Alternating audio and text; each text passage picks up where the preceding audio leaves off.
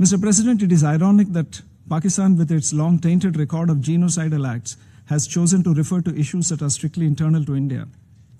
The United Nations Assistance Mission in Afghanistan has reported that in the first 3 months of 2026, 750 civilian deaths and injuries were documented in Afghanistan as a result of cross-border armed violence perpetrated by Pakistani military forces, most of which occurred due to airstrikes.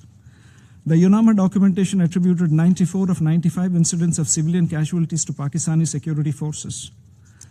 The world has not forgotten that it was during the holy month of Ramadan in March this year, at a time of peace, reflection and mercy, that Pakistan conducted a barbaric airstrike on the Omid Addiction Treatment Hospital in Kabul.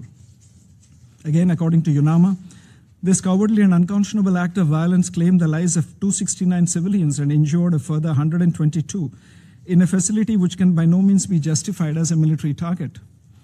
It is hypocritical to espouse high principles of international law while targeting innocent civilians in the dark. The airstrikes by Pakistan occurred at the conclusion of Taraweeh evening prayers when numerous patients were leaving the masjid, as per UNAMA.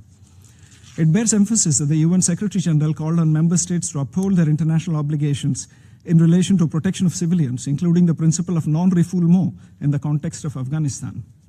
Clearly, Pakistan has chosen to ignore this call completely. As per UNAMA, over 94,000 people were assessed as displaced due to cross-border armed violence perpetrated against Afghan civilians. But such heinous acts of aggression by Pakistan should not come as a surprise from a country that bombs its own people and conducts systematic genocide. During Operation Searchlight in 1971, Pakistan sanctioned the systematic campaign of genocidal mass rape of 400,000 women citizens by its own army. Such inhuman conduct reflects Pakistan's repeated attempts over decades to externalize internal failures through increasingly desperate acts of violence both within and beyond its borders. With no faith, no law, and no morality, the world can see through Pakistan's propaganda. Mr. President, in conclusion, India reiterates that the protection of civilians must remain at the center of the Security Council's efforts to maintain international peace and security.